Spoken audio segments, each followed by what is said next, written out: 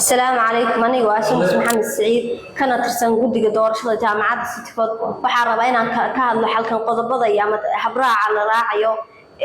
دورشة ما أنت يدعيسه قضب كواد أي وحوي هاي إن دورشة دعيسه ما أن خميسة ما أنت أصل بشو أي تاي لواتن يتدور بش لواتن بلاتين شنطة وقت جاي دورشة بلابن يسايا وحيتاي كود يبر إلا أي شنطة كلامني qodobka labaad ayaan kaga hadlayaa waxay tahay ardayga in looga baahan yahay waqtiga iyo saacada loo asteeyo doorashada inuu yimaado qodobka saxaabada raba inaan ka hadlayaa waxay tahay in ardayga muhiim ah u tahay oo looga baahan yahay inuu soo qaato ID kaarka jaamacadda ardayga hadduu soo wado wax ID kaarka jaamacadda in loo aqoonsanayo inuusan ahayn arday u yimaaday inuu doorashada ka qayb galo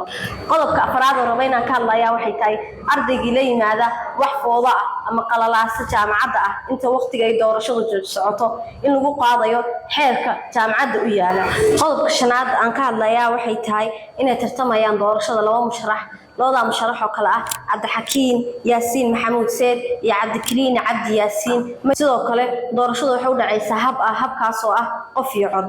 sidoo kale jaamacaddu waxay kaalin weyn ka qaadanaysaa in ay ardayga geyso qoobta doorashadu ka dhacayso kana soo qaado ku celiso xaafadiisa aad baa u mahadsantihiin dhamaantii waxaan rajaynayaa qodobada iyo xeerarka aan meeshan ku sheegay in aad raaci doontaan noqon doontaan kuwii systemka loo dhigay ka soo baxo mahadsantihiin